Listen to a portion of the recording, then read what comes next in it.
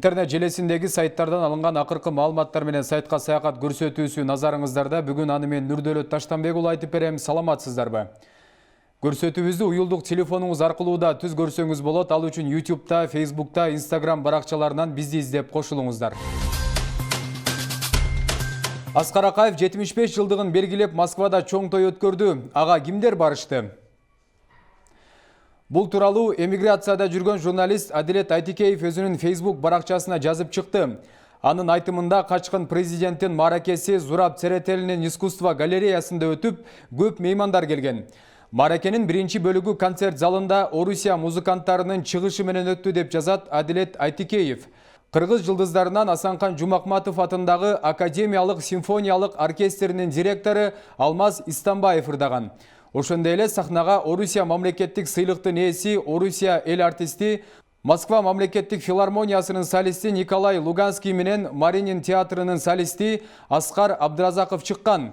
Меймандардын арасында Москвадагы кыргыз диаспорасынын төрагасы Райымкул Аттокуров, Жогорку кеңештин экс-депутаты Курманбек Осмонов, парламент депутаты Кубанычбек Жумалиев жана укук коргоочу Токтайым Үмөталиева да болгон.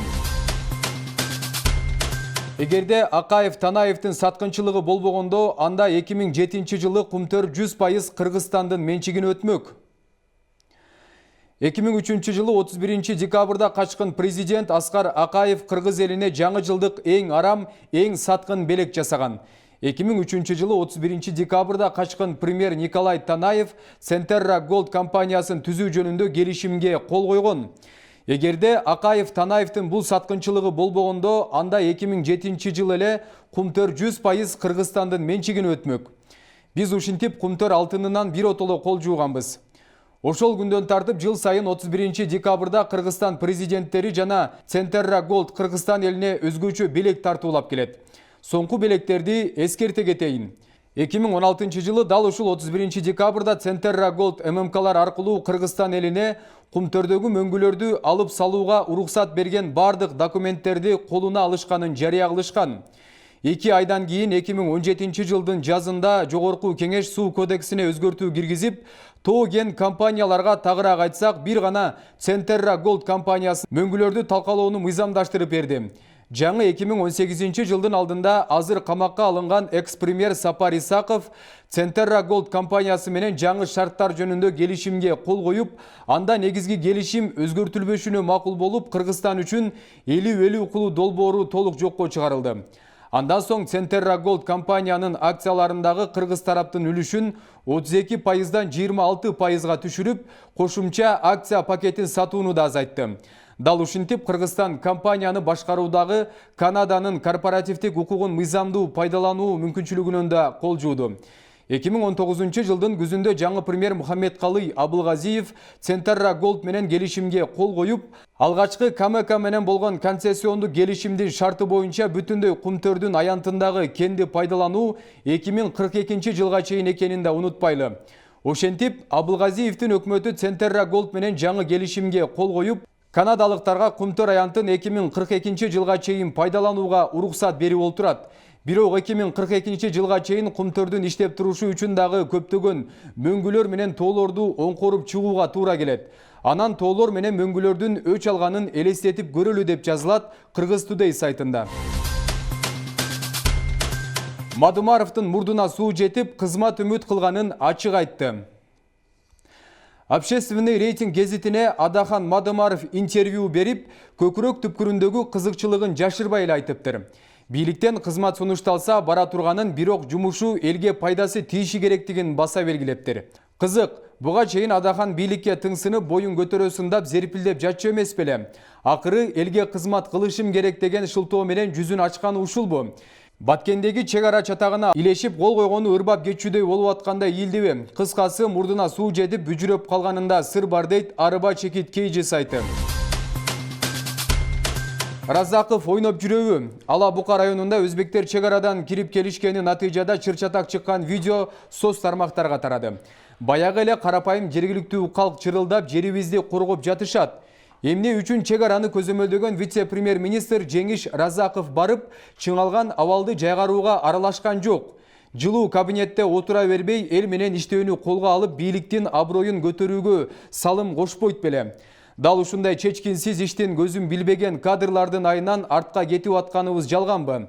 Айткандын оозу жаман, ыйлагандын көзү жаман дейт эмеспи? Олуттуу көйгөйлөрдү ачыктасаң эле куугунтукка алуунун кыныгына өтүп алышты. Ооруну жашырсаң өлүм ашкерелеген сыңарындай, кадр саясатында тазалануу мезгили келсе да кечеңдеп атканы өкүнүчтүү деп жазылат Чындык сайтында. Көрсөтүүбүздү уюлдук телефонуңуз аркылуу да түз көрсөңүз болот. Ал үчүн YouTube'да, Facebook'та, Instagram баракчаларынан бизди издеп кошулуңуздар. Бийлик партиясы байлардан эмес, интеллигенция өкүлдөрүнөн куралышы зарыл. Алдырттан эле дуулда бийлик партияларына байлардын, чиновниктердин балдары жана коммерсанттар тизмеге кирүүгө жулунуп атышканы кабарланууда. Мунун арты жакшылыкка алып барбайт. Ак үй билермандары азыртан маселени көзөмөлгө албаса, эртең кечигишип, элдин астында уят болуп калышары ажеп эмес. Андыктан алдыңкы тизмелерге интеллигенция өкүлдөрүнөн баштап, ошол эле илимий жана чыгармачыл чөйрөдөн күч органдарынан дээрлик кесипкөй бардык катмардан адистешкен тажрыйбалуу, таза сатып кетпеген инсандарды алдыга чыгаруу зарыл. Мына ошондо партиялардын кадыры көтөрүлөт, карапайым калк да үмүт артат. Иш жүзүндө бийликтин партияларына демөөрчүлөр оңой эле табылат да. Эң башкысы эски каталарды кайталабай, жаңычылдыкка кадам таштоо шансын колдон чыгарбаш керек. Бүгүнкү ийгиликтүү аракеттер эртеңки күнү жемишин берерин унутпайлы деп жазат Азия News сайты. Министр Кашкар Жунушалиевден оомат кетип, иши жүрүшпөй калганы байкалууда. Аз күн мурун Ички иштер министрлигинин жетекчилиги тарабынан чүйлүктөргө арналган көк бөрү оюну уюштурулуп, бирок максатына жетпегени каңкууланды. 60 команда чогулуп, алагуутарга улак тартыш эле таркап кетишкени кандай? Мындай иш-чаранын идеологиясы болбосо, элди ынтымакка, биримдикке чакырбаса, анда эмне кереги бар уюштуруп? Жөн эле акча коротуп, жасалма жарнама кылышып, шишип бараткан ириңди жымсалдап коюунун арты жакшы эмес да, туурабы? Эмне үчүн министр Кашкар Жунушалиев ошол жерге барып, жаштарга акыл насаатын айтып, көпчүлүккө дух берген жок? Мындай иш-чараларга жогорку жетекчиликтен катышып коюшса, карапайым адамдарга ишеним жаралып, бийликтин элге жакын экенине ыраазы болушмакта. Эң жөнөкөй гана иштердин өтөөсүнө чыга албай отурушса, башканы айтып не кыласың? Оомат кеткенде адамдын иши жүрүшпөй калган сымал, мындан ары деле Кашкар Жунушалиевдин курулай аракеттери суу кечпейт го. Кызматтан кете турган күнү жакындап калды окшойт деп жазат Азия News сайты. Жогорку кеңештин депутатынын бир тууганы пара менен кармалды. Мамлекеттик миграция кызматынын маалыматтык консультациялык борборунун директору Бактияр Төлөнов кармалды. Бул тууралуу экономикалык кылмыштуулукка каршы күрөшүү кызматындагы ишенимдүү булак билдирди деп жазат Назар News. Анын айтымында атка минер $800 пара алып жаткан жеринен колго түшкөн. Финполдун маалымат кызматы бул кабар боюнча расмий комментарий бере элек. Анын бир тууганы жогорку кеңештин депутаты Данияр Төлөнов бул тууралуу укпаганын билдирген. Эске салсак, экономикалык кылмыштуулукка каршы күрөшүү боюнча кызматты мамлекеттик бюджетке 143 миллион сомдук чыгымдын ордун толтуруу бергени тууралуу маалымат берген. Аталган кызмат 8 январ күнү жоопкерчилиги чектелген коомго карата салыкка жашырып коюу фактысы боюнча сотко чейинки өндүрүш ишке ашырылып, анын натыйжасында ишкана жергиликтүү финансы органы аркылуу мамлекеттик бюджетке 93 миллион 283 миң сом төлөп берип, бирдиктүү депозиттик эсепке 50 миллион сом төпкөнү маалым болгон. Бүгүн сиздерге жеткирүүгө аракет кылган сайттагы кабарларым ушулар болду. Айтмакчы 7 каналдын YouTube'дагы, Facebook'тагы жана Instagram'дагы баракчаларына кошулууну да унутпаңыздар. Эскерте кетсем, көрсөтүүбүздөгү кеткен маалыматтар 7 каналдын көз карашын билдирбейт.